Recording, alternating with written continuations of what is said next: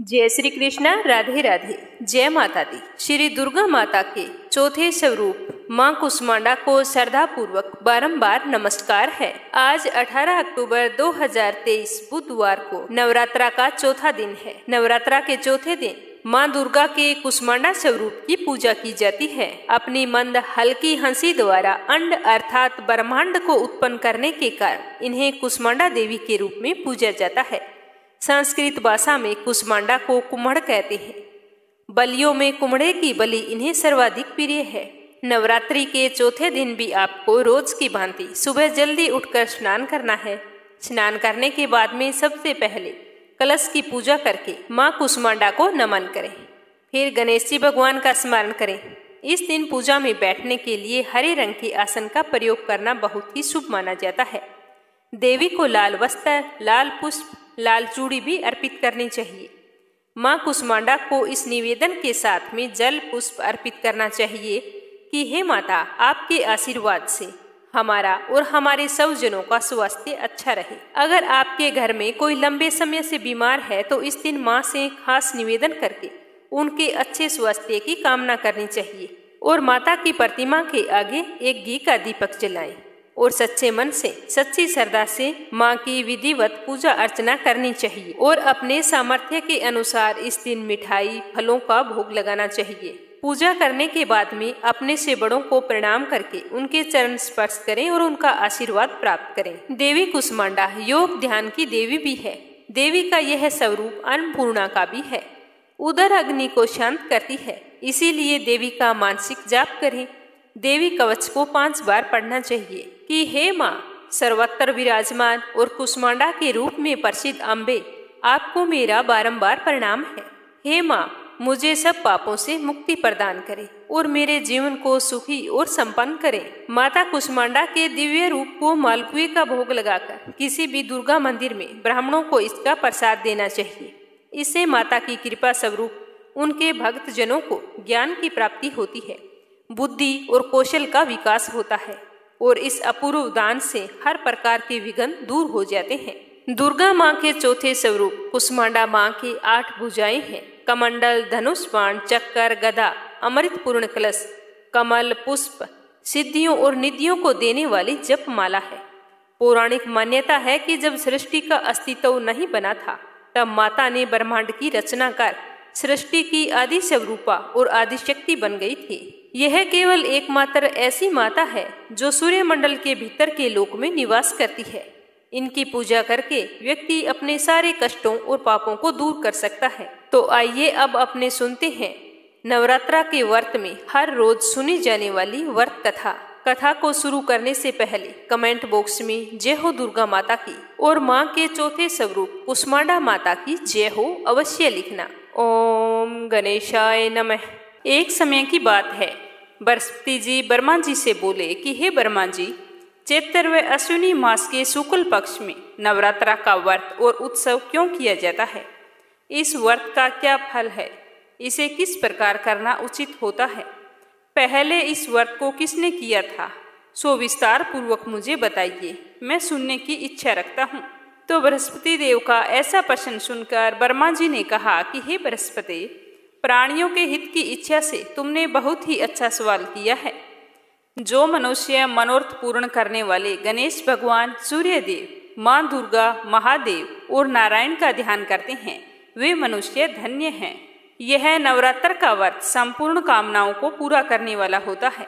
इसके करने से पुत्र की कामना वाले को पुत्र, धन की लालसा रखने वाले को धन, विद्या की चाहना रखने वाले को विद्या और सुख की इच्छा रखने वाले को सुख मिलता है। इस व्रत को करने से रोगी मनुष्य का रोग दूर हो जाता है, मनुष्य की संपूर्ण विपत्तियां दूर हो जाती है और घर में सुख समृद्धि का वास होता है। बांझ को पुत्र की प्राप्ति होती है और समस्त पापों से छुटकारा मिल जाता है। मन के सारे मनोरथ सिद्ध हो जाते हैं। जो मनुष्य इस नवरात्रा व्रत को नहीं करता है वह अनेक दुखों को भोगता है, कष्ट व रोग से पीड़ित हो, अंगहीनता को प्राप्त होता है, उसके संतान नहीं होती, वह धन धान्य से रहित हो, भूख और प्यास से व्याकुल हुआ इधर उधर घूमता है तथा संज्ञाहीन हो जाता है। जो सुहागिन महिला इस व्रत को नहीं करती है वह पति सुख से वंचित होकर नाना दुखों को भोगती है। यदि व्रत करने वाला मनुष्य सारे दिन का उपवास ना कर सके तो एक समय भोजन करे। 10 दिन बांधवों सहित नवरात्रा की व्रत कथा को सुने। हे बृहस्पति, जिसने पहले इस महाव्रत को किया है उसकी मैं कथा तुम्हें सुनाता हूँ, तुम ध्यान पूर्वक सुनना। इस प्रकार ब्रह्मा जी का वचन सुनकर बृहस्पति जी बोले कि हे ब्रह्मा जी, मनुष्यों का कल्याण करने वाले इस व्रत के इतिहास को आप मुझे कहो, मैं ध्यान पूर्वक इसे सुन रहा हूँ। मैं आपकी शरण में आया हूँ, आप मुझ पर कृपा करें। ऐसे वचन सुनकर ब्रह्मा जी कथा सुनाने लगे। ब्रह्मा जी बोले कि प्राचीन काल में मनोहर नगर में पीठत नाम का एक अनाथ ब्राह्मण रहता था। वह भगवती दुर्गा का परम भगत था। उसके संपूर्ण सद्गुणों से युक्त सुमति नाम की एक अत्यंत सुंदर कन्या ने जन्म लिया। वह कन्या अपने पिता के घर बाल्यकाल में अपनी सहेलियों के साथ क्रीड़ा करती हुई इस प्रकार बढ़ने लगी जैसे शुक्ल पक्ष में चंद्रमा की कलाएं बढ़ती है। जब उसका पिताजी प्रतिदिन माँ दुर्गा की पूजा करके हवन किया करता था तो वह उस समय नियम से रोजाना उपस्थित हो जाती थी। एक दिन भी ऐसा नहीं गुजरता था कि हवन के समय वो ना आए। एक दिन सुमति अपनी सखियों के साथ खेल में इस तरह से रम गई कि भगवती के पूजन का उसके मन में ध्यान ही नहीं रहा, तो इसीलिए वह पूजन में शामिल नहीं हो सकी। जैसे ही उसके पिताजी ने हवन को समाप्त किया और अपनी पुत्री की ऐसी असावधानी देखकर उसे गुस्सा आ गया।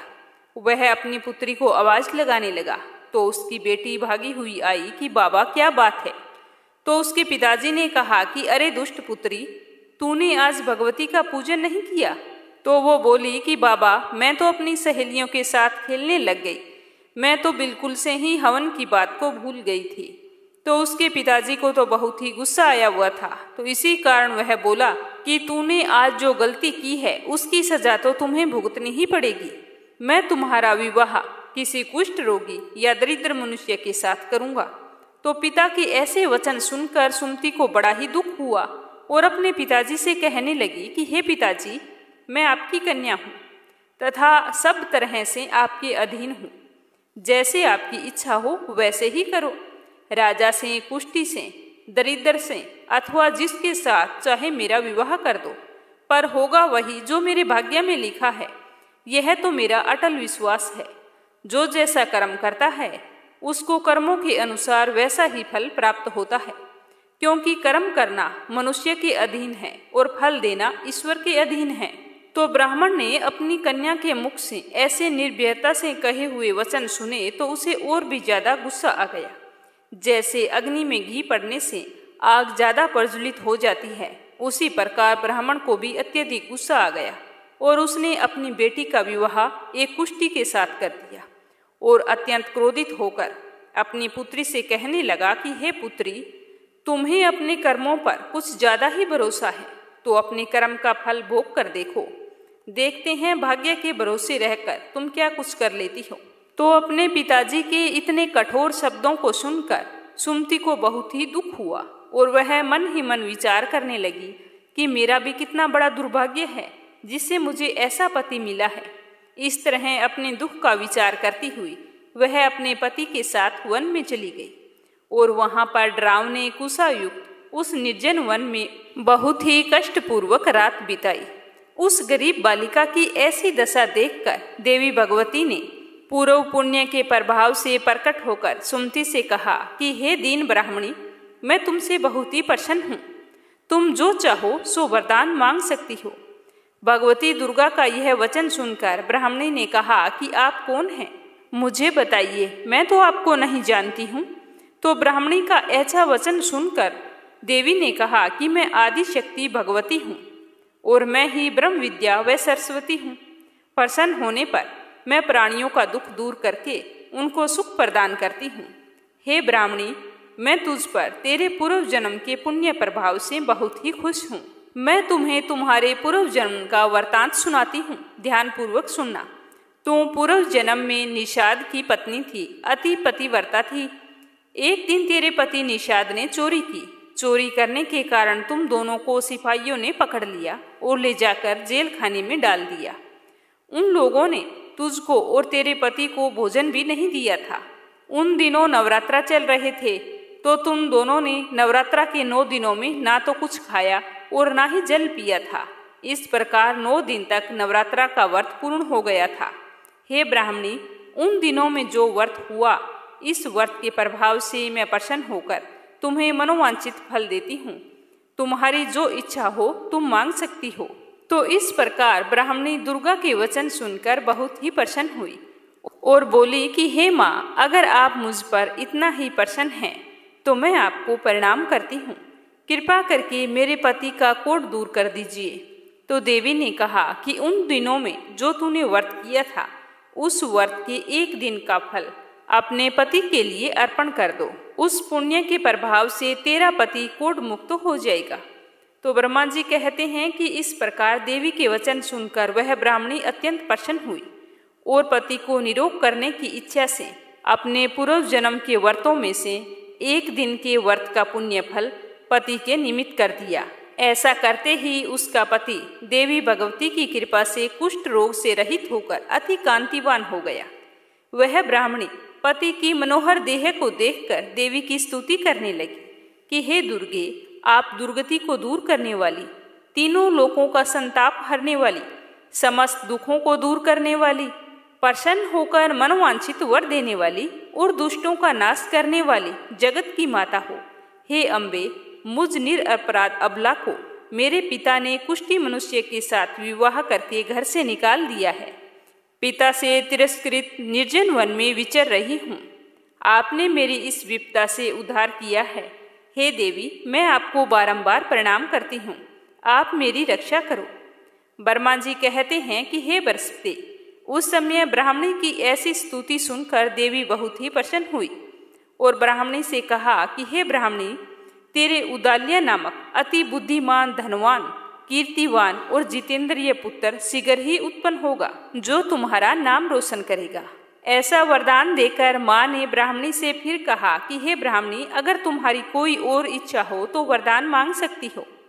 भगवती दुर्गा का ऐसा वचन सुनकर सुमति ने फिर कहा कि हे भगवती दुर्गे, अगर आप मुझ पर प्रसन्न हैं तो कृपा करके मुझे नवरात्रा व्रत की विधि और उसका फल विस्तार पूर्वक बताइए। तो इस प्रकार ब्राह्मणी के वचन सुनकर दुर्गा ने कहा कि हे ब्राह्मणी, मैं तुम्हें संपूर्ण पापों को दूर करने वाले नवरात्रा व्रत की विधि बतलाती हूँ, जिसको सुनने से मोक्ष की प्राप्ति होती है। अश्विनी मास के शुक्ल पक्ष की प्रतिपदा तिथि से लेकर 9 दिन तक विधि पूर्वक व्रत करें। यदि दिन भर का व्रत ना कर सकें तो एक समय भोजन करें। विद्वान ब्राह्मण से पूछकर घर में कलश की स्थापना करें और वाटिका बनाकर उसको प्रतिदिन जल से सींचें। महाकाली, महालक्ष्मी, महासरस्वती देवी की मूर्तियां स्थापित करके उनकी नित्य नियम से विधि पूर्वक पूजा अर्चना करें और पुष्पों से विधि पूर्वक अर्घ्य दें। बिजोरा के फल से अर्घ्य देने से रूप की प्राप्ति होती है। जायफल से अर्घ्य देने से कीर्ति, दाख से अर्घ्य देने से कार्य सिद्धि होती है। आंवले से अर्घ्य दिया जाता है तो सुख की प्राप्ति होती है और केले से अर्घ्य देने से आभूषणों की प्राप्ति होती है। इस प्रकार पुष्पों व फलों से अर्घ्य देकर व्रत समाप्त होने पर 9वें दिन विधि पूर्वक हवन करें। खांड, घी, गेहूं, शहद, जौ, तिल, बिलव, नारियल, दाख और कंदब आदि से हवन करना चाहिए। गेहूं से होम करने से लक्ष्मी की प्राप्ति होती है। खीर एवं चंपा के फूलों से धन की, बेल पत्तों से तेज व सुख की प्राप्ति होती है। आंवले से कीर्ति की, केले से पुत्र की, कमल से राज सम्मान की और दाखों से संपदा की प्राप्ति होती है। खांड, घी, नारियल, शहद, जौ और तिल तथा फलों से होम करने से मनोवांछित वस्तु की प्राप्ति होती है। व्रत करने वाला मनुष्य इस विधि विधान से हवन करके आचार्य को अत्यंत नम्रता के साथ प्रणाम करे और हवन की सिद्धि के लिए उसे सामर्थ्य अनुसार दक्षिणा भी दे। इस प्रकार बताई हुई विधि के अनुसार जो व्यक्ति व्रत करता है उसके सारे मनोरथ पूर्ण होते हैं। इसमें तनिक भी संदेह नहीं है। इन 9 दिनों में जो कुछ दान आदि दिया जाता है उसका करोड़ों गुना फल हमें मिलता है। इस नवरात्रा व्रत करने से अश्वमेध यज्ञ का फल मिलता है। हे ब्राह्मणी, इस प्रकार सब कामनाओं को पूर्ण करने वाले उत्तम व्रत को तीर्थ, मंदिर अथवा घर में विधि अनुसार करना चाहिए। फिर बर्मान जी बोले कि हे बृहस्पति, इस प्रकार ब्राह्मणी को व्रत की विधि और फल बताकर देवी अंतर्ध्यान हो गई। अतः जो भी स्त्री या पुरुष इस व्रत को श्रद्धा पूर्वक भक्ति भाव से करता है, वह इस लोक में सुख प्राप्त करके अंत में दुर्लभ मोक्ष को प्राप्त होता है। हे बृहस्पति, इस दुर्लभ व्रत का महात्म्य जो मैंने तुम्हें बतलाया है, यह अति उत्तम है। तुम्हें सुनकर कैसा लगा? तो यह सुनकर बृहस्पति जी आनंद से प्रफुल्लित होकर ब्रह्मा जी से कहने लगे कि हे ब्रह्मा जी, आपने मुझ पर अति कृपा की जो मुझे इस नवरात्रा व्रत का महात्म्य सुनाया।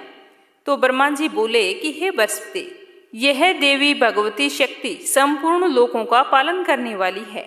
इस महादेवी के प्रभाव को कौन जान सकता है? बोलो भगवती देवी की जय हो, बोलो माता दुर्गा की जय हो।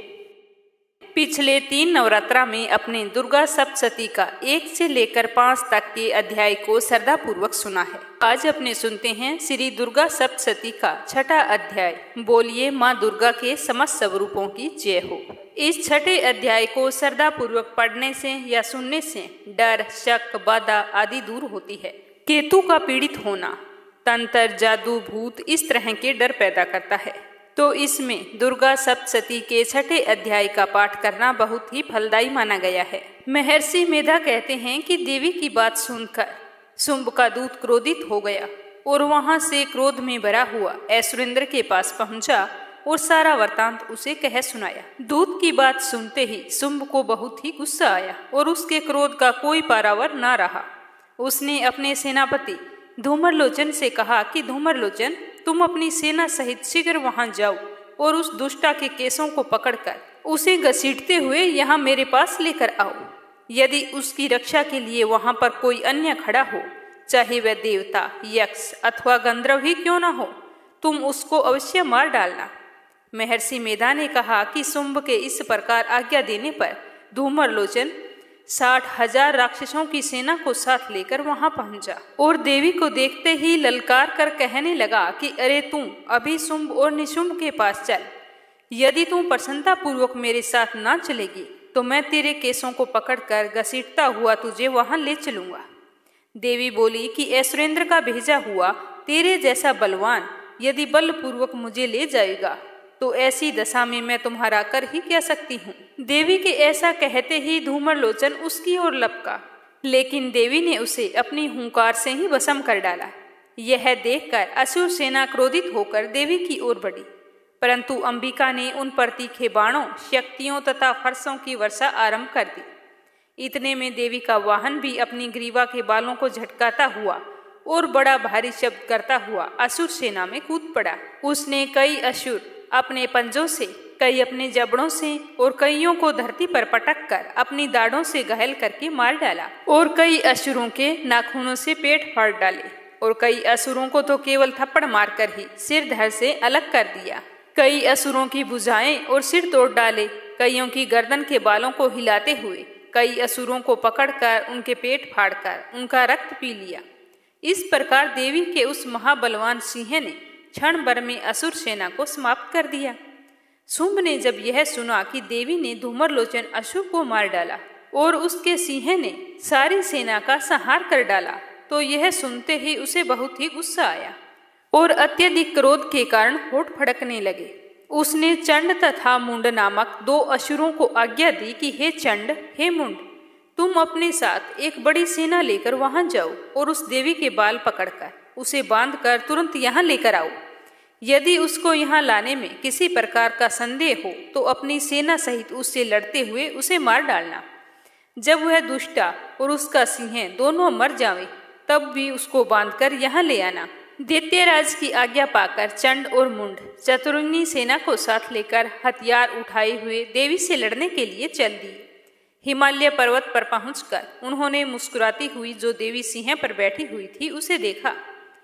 जब असुर उनको पकड़ने के लिए तलवारें लेकर उनकी ओर बढ़े तब अंबिका को उन पर बहुत ही गुस्सा आया और गुस्से के मारे उनका मुख काला पड़ गया, उनकी बकुटियां चट गई।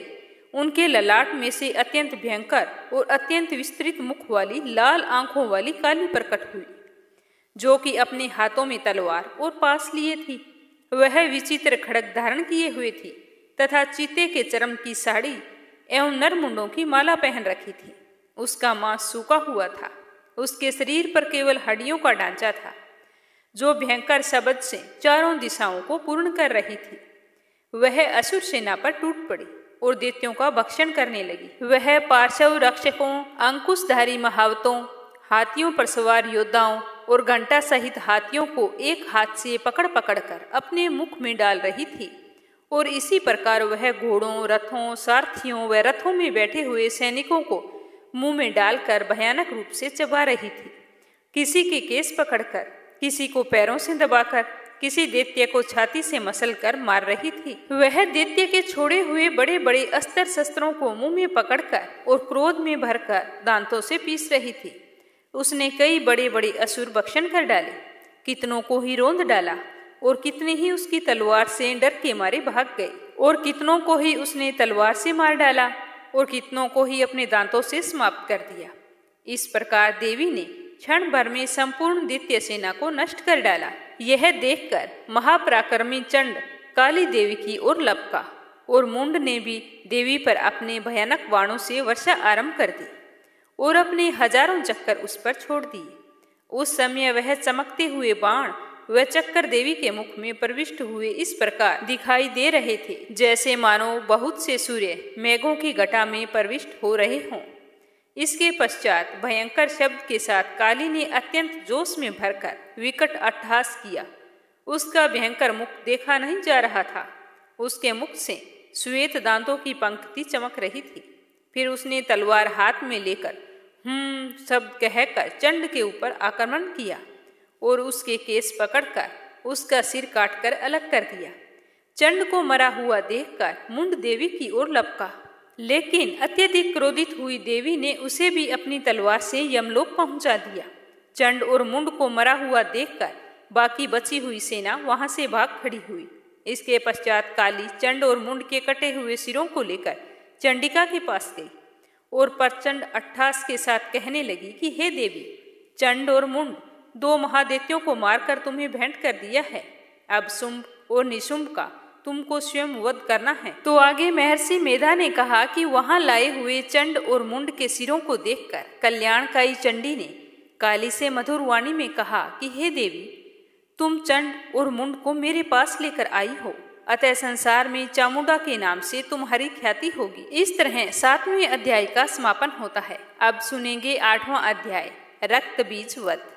महर्षि मेधा ने कहा, चंड और मुंड नामक असुरों के मारे जाने से और बहुत सी सेना के नष्ट हो जाने से असुरों के राजा प्रतापी शुंभ ने क्रोध युक्त होकर अपनी संपूर्ण सेना को युद्ध के लिए तैयार होने की आज्ञा दी। उसने कहा कि अब उदायुध नाम 86 असुर सेनापति अपनी सेनाओं के साथ युद्ध के लिए जाएं और कंबू नामक 84 सेनापति भी युद्ध के लिए जाएं और कोटि वीर्य नामक 50 सेनापति और धूमर कुल नाम के 100 सेनापति प्रस्थान करें। कालक, दोहर, मौर्य और काल के है यह दैत्य भी मेरी आज्ञा से सजकर युद्ध के लिए कूच करें। भयानक शासन करने वाला असुरों का स्वामी शुंभ इस प्रकार की आज्ञा देकर बहुत बड़ी सेना के साथ युद्ध के लिए चल दिया। उसकी सेना को अपनी ओर आता देखकर चंडिका ने अपनी धनुष की टंकोर से पृथ्वी और आकाश के बीच का भाग गुंजा दिया। इसके पश्चात देवी के सिंह ने दहाड़ना आरंभ कर दिया और अंबिका के घंटे के शब्दों ने उसकी ध्वनि को और भी बढ़ा दिया। धनुष की टंकार, शेर की दहाड़ और घंटे के शब्द से पृथ्वी और आकाश के बीच का भाग गूंज उठा और इसके साथ ही देवी ने अपने मुख को और भी भयानक बना लिया। ऐसे भयंकर शब्द को सुनकर राक्षसी सेना ने देवी तथा सिंह को चारों ओर से घेर लिया। उस समय दैत्यों के नाश के लिए और देवताओं के हित के लिए ब्रह्मा, शिव, कार्तिकेय, विष्णु तथा इंद्र आदि देवों की शक्तियां जो अत्यंत पराक्रम और बल से संपन्न थी, उनके शरीर से निकलकर उसी रूप में चंडिका देवी के पास गई। जिस देवता का जैसा रूप था, जैसे आभूषण थे, जैसा वाहन था, वैसा ही रूप, आभूषण और वाहन लेकर उन देवताओं की शक्तियां दैत्यों से युद्ध करने के लिए आ गई। हंस युक्त विमान में बैठकर और रुद्राक्ष की माला तथा कमंडलू धारण करके ब्रह्मा जी की शक्ति आई। वृषभ पर सवार होकर, हाथ में त्रिशूल लेकर, महानाग का कंकण पहनकर और चंद्र रेखा से भूषित होकर भगवान शंकर की शक्ति माहेश्वरी आई। और मोर पर आरूढ़ होकर हाथ में शक्ति लिए दैत्यों से युद्ध करने के लिए कार्तिकेय जी की शक्ति उन्हीं का रूप धारण करके आई। भगवान विष्णु जी की शक्ति गरुड़ पर सवार होकर शंख, चक्र, सांग, गदा, धनुष तथा खड्ग हाथ में लिए हुए आई। श्री हरि की शक्ति वराही वराह का शरीर धारण करके आई और नरसिंह के समान शरीर धारण करके उनकी शक्ति नारसिंह भी आई। उसकी गर्दन के झटकों से आकाश के तारे टूट पड़ते थे और इसी प्रकार देवराज इंद्र की शक्तियां इंद्री भी ऐरावत के ऊपर सवार होकर आई। इसके पश्चात इन शक्तियों से घिरे हुए भगवान शंकर ने चंडिका से कहा कि मेरी प्रसन्नता के लिए तुम शीघ्र ही इन असुरों से लड़ाई शुरू कर दो। इसके पश्चात देवी के शरीर में से अत्यंत उग्र रूप वाली और सैकड़ों गिदड़ियों के समान आवाज करने वाली चंडिका शक्ति प्रकट हुई। उस अपराजिता देवी ने धूमिल जटा वाले भगवान श्री शंकर जी से कहा कि हे प्रभु, आप मेरी ओर से दूत बनकर शुंभ और निशुंभ के पास जाइए और उन अत्यंत गर्वीले दैत्यों से कहिए तथा उनके अतिरिक्त और भी जो दैत्य वहां युद्ध के लिए उपस्थित हैं उनसे भी कहिए, जो तुम्हें अपने जीवित रहने की इच्छा हो तो त्रिलोकी का राज्य इंद्र को दे दो और देवताओं को उनका यज्ञ भाग मिल जाना चाहिए और तुम पाताल लोक को लौट जाओ। अगर फिर भी तुम्हारी बल के गर्भ से लड़ने की इच्छा हो तो फिर आ जाओ, तुम्हारे मांस से मेरी योगिनियां तृप्त होंगी। इस तरह उस देवी ने भगवान शंकर को दूत के कार्य में नियुक्त किया था, इसीलिए वह संसार में शिवदूती के नाम से विख्यात हुआ। भगवान शंकर से देवी का संदेश पाकर उन दैत्यों के क्रोध का कोई आर पार न रहा और वह जिस स्थान पर देवी विराजमान थी वहां पहुंच गए और जाने साथ ही उस पर कितने ही बाणों और शक्तियों की वर्षा करने लगे। देवी ने उनके फेंके हुए बाणों और शक्तियों, त्रिशूल और फरसों को अपने वाणों से काट डाला और काली देवी उस देवी के साथ आगे खड़ी होकर स्त्रुओं को त्रिशूल से विदीर्ण करने लगी और खंडवाक से कुचलने लगी। ब्राह्मणी जिस तरफ दौड़ती थी उसी तरफ अपने कमंडलू का जल छिड़क कर दैत्यों के वीर्य व बल को नष्ट कर देती। इसी प्रकार माहेश्वरी त्रिशूल से, वैष्णवी चक्कर से और अत्यंत कोप वाली कुमारी शक्ति के द्वारा असुरों को मार रही थी और ऐन्द्री के बाजू के प्रहार से सैकड़ों दैत्य रक्त की नदियां बहाते हुए पृथ्वी पर सो गए। वराही ने कितने ही राक्षसों को अपनी थूथन द्वारा मृत्यु के घाट उतार दिया। दाढ़ों के अगर भाग से कितने ही राक्षसों की छाती को चीर डाला और चक्कर की चोट से कितनों को ही विदीर्ण करके धरती पर डाल दिया। बड़े बड़े राक्षसों को नारसिंह अपने नखों से विदीर्ण करके भक्षण कर रही थी और सिंहनाद से चारों दिशाओं को गुंजाती हुई रणभूमि में विचर रही थी। शिवदूती के प्रचंड अट्टहास से कितने ही दैत्य भयभीत होकर पृथ्वी पर गिर पड़े और उनके गिरते ही वह उनको भक्षण कर गई। इस तरह क्रोध में भरे हुए मातृगणों द्वारा नाना प्रकार के उपायों से बड़े बड़े असुरों को मरते हुए देखकर राक्षसी सेना भाग खड़ी हुई। उनको इस प्रकार भागता हुआ देखकर रक्त बीज नामक महापराक्रमी राक्षस क्रोध में भरकर युद्ध के लिए आगे बढ़ा। उसके शरीर से रक्त की बूंदें पृथ्वी पर जैसे ही गिरती, तुरंत वैसे ही शरीर वाला और वैसा ही बलवान दैत्य पृथ्वी से उत्पन्न हो जाता था। रक्त बीज गदा हाथ में लेकर ऐन्द्री के साथ युद्ध करने लगा। जब ऐन्द्री शक्ति ने अपने वज्र से उसको मारा तो घायल होने के कारण उसके शरीर से बहुत सा रक्त बहने लगा और उसके रक्त की प्रत्येक बूंद से उसके समान बलवान महापराक्रमी अनेक दैत्य भयंकर रूप से प्रकट हो गए। वह सब के सब दैत्य बलवान तेज वाले थे। वह भी भयंकर अस्त्र शस्त्र लेकर देवियों के साथ लड़ने लगे। जब ऐन्द्री के वज्र प्रहार से उसके मस्तक पर चोट लगी और रक्त बहने लगा तो उसमें से वैसे ही हजारों पुरुष उत्पन्न हो गए। वैष्णवी ने चक्कर से और ऐन्द्री ने गदा से रक्त बीज को चोट पहुंचाई। वैष्णवी के चक्कर से घायल होने पर उसके शरीर से जो रक्त बहा उसे हजारों महाअसुर उत्पन्न हुए, जिनके द्वारा यह जगत व्याप्त हो गया। कुमारी ने शक्ति से, वराही ने खड्ग से और महेश्वरी ने त्रिशूल से उसको घायल किया। इस प्रकार क्रोध में भरकर उस महादैत्य ने सब मात्र शक्तियों पर पृथक पृथक गदा से प्रहार किया और माताओं ने शक्ति तथा शूल इत्यादि से उसको बार बार घायल किया। उससे सैकड़ों महादैत्य उत्पन्न होते गए। इस प्रकार उस रक्त बीज के रुधिर से उत्पन्न हुए असुरों से संपूर्ण जगत व्याप्त हो गया, जिससे देवताओं को भय हुआ। देवताओं को भयभीत देखकर चंडिका ने काली से कहा कि हे चामुंडे, अपने मुख को और बड़ा करो और मेरे शस्त्रघात से उत्पन्न हुए रक्त बिंदुओं तथा रक्त बिंदुओं से उत्पन्न हुए महाअसुरों को तुम अपने इस मुख में भक्षण करती जाओ। इस प्रकार रक्त बिंदुओं से उत्पन्न हुए महादैत्यों को भक्षण करती हुई तुम रणभूमि में विचरो। इस प्रकार रक्त क्षीण होने से यह दैत्य नष्ट हो जाएगा और तुम्हारे भक्षण करने के कारण अन्य दैत्य नहीं रहेंगे। काली से इस प्रकार कहकर चंडिका देवी ने रक्त बीज पर अपने त्रिशूल से प्रहार किया और काली देवी ने अपने मुख में उसका रक्त ले लिया। तब उसने गदा से चंडिका पर प्रहार किया। प्रहार से चंडिका को तनिक भी कष्ट नहीं हुआ, किंतु रक्त बीज के शरीर से बहुत सा रक्त बहने लगा। लेकिन रक्त के गिरने के साथ ही काली ने उसको अपने मुख में ले लिया। काली के मुख में उस रक्त से जो असुर उत्पन्न हुए उनको उसने भक्षण कर लिया और रक्त को पीती गई। उसके बाद देवी ने रक्त बीज को, जिसका कि खून काली ने पिया था, चंडिका ने उस दैत्य को वज्र, बाण, खड्ग इत्यादि से मार डाला। हे राजन, अनेक प्रकार के शस्त्रों से मारा हुआ और खून से वंचित वह महादैत्य रक्त बीज पृथ्वी पर गिर पड़ा। हे राजन, उसके गिरने से देवता अत्यंत ही प्रसन्न हुए और माताएं उन असुरों का रक्त पीने के पश्चात उद्यत होकर नृत्य करने लगी। तो इस तरह से 8वां अध्याय समाप्त हुआ। अब सुनते हैं 9वां अध्याय। इस अध्याय में निशुम्भ का वध बताया गया है।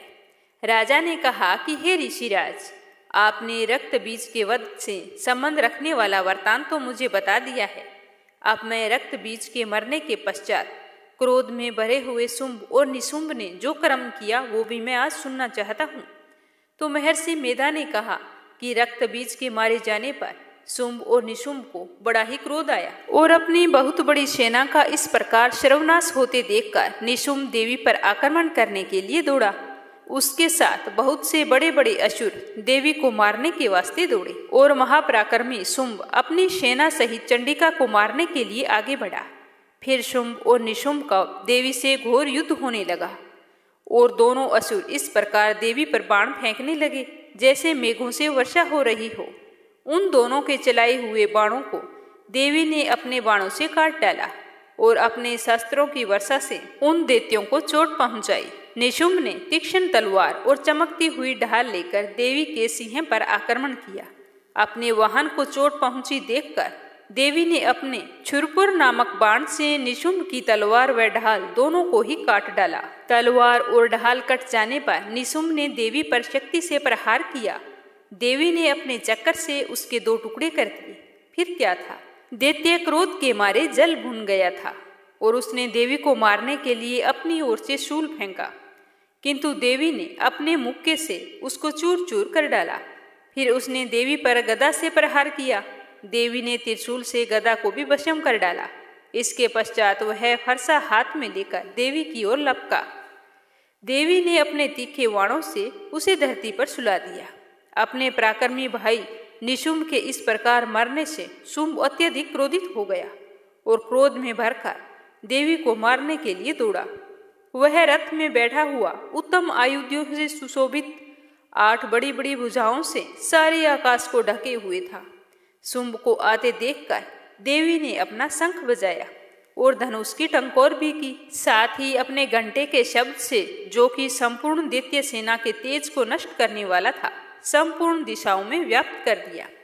इसके पश्चात देवी के सिंह ने भी अपनी दहाड़ से, जिसे सुन बड़े बड़े बलवानों का मत चूर चूर हो जाता था, आकाश, पृथ्वी और 10 दिशाओं को पूरित किया। फिर आकाश में उछलकर काली ने अपने दांतों व हाथों को पृथ्वी पर जोर से पटका।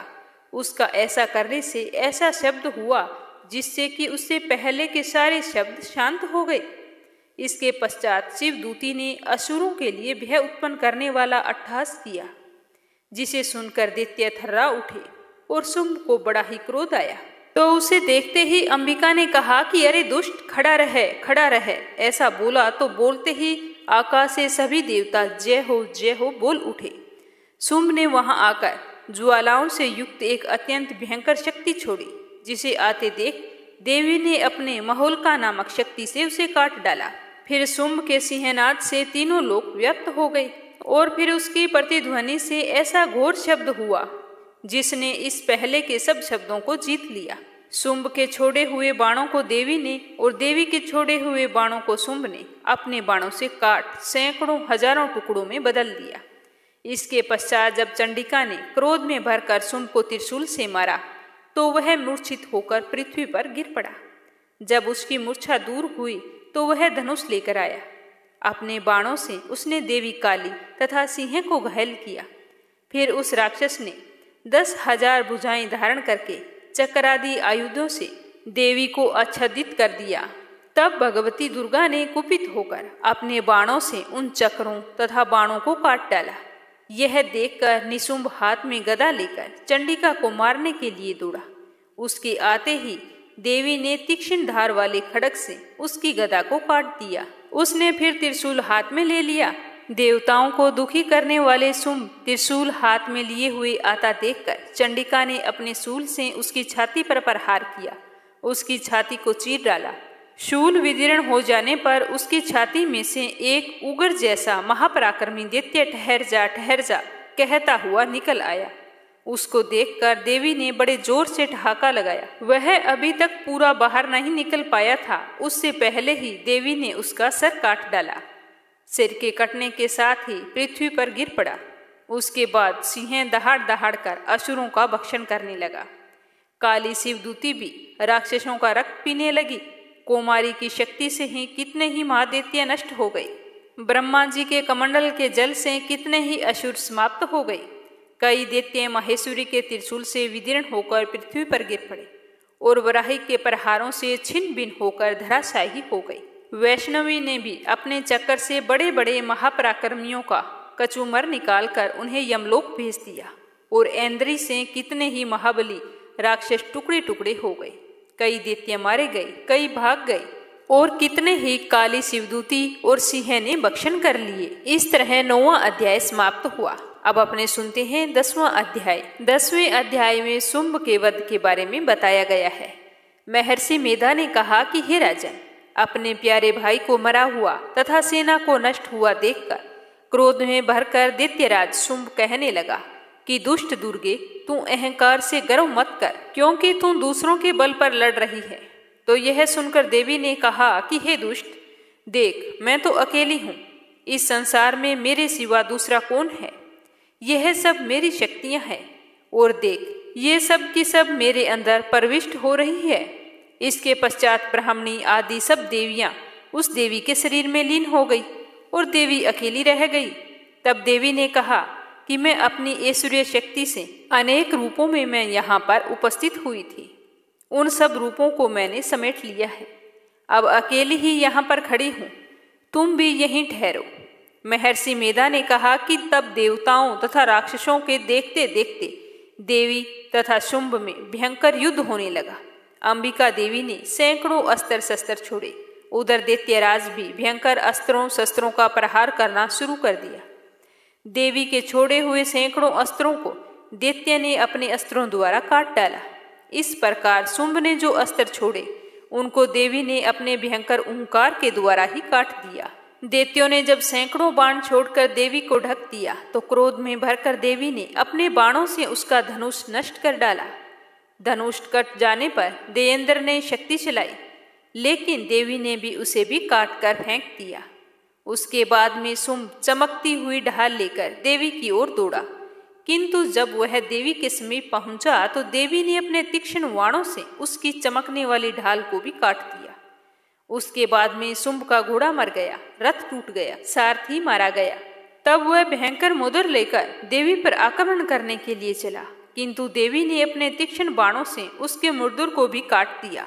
इस पर दैत्य ने क्रोध में भरकर देवी की छाती में बड़े जोर से एक मुक्का मारा, तो देवी ने भी उसकी छाती में एक जोरदार थप्पड़ मार दिया। थप्पड़ खाकर पहले तो दैत्य पृथ्वी पर गिर पड़ा, किंतु तुरंत ही उठ खड़ा हुआ और फिर वह देवी को पकड़कर आकाश की ओर उछला। वहां जाकर दोनों में युद्ध होने लगा।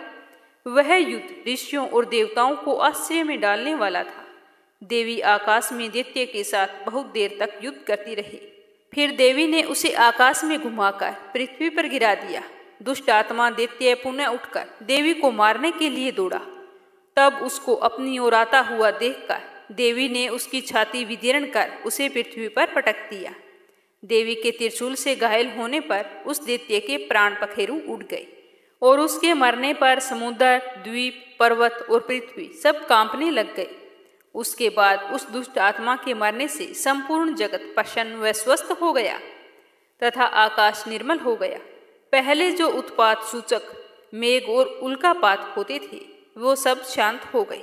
उसके मारे जाने पर नदियां अपने ठीक मार्ग से बहने लगी। संपूर्ण देवताओं का हृदय हर्ष से भर गया और गंधर्व कुमारियां सुंदर गान करने लगी।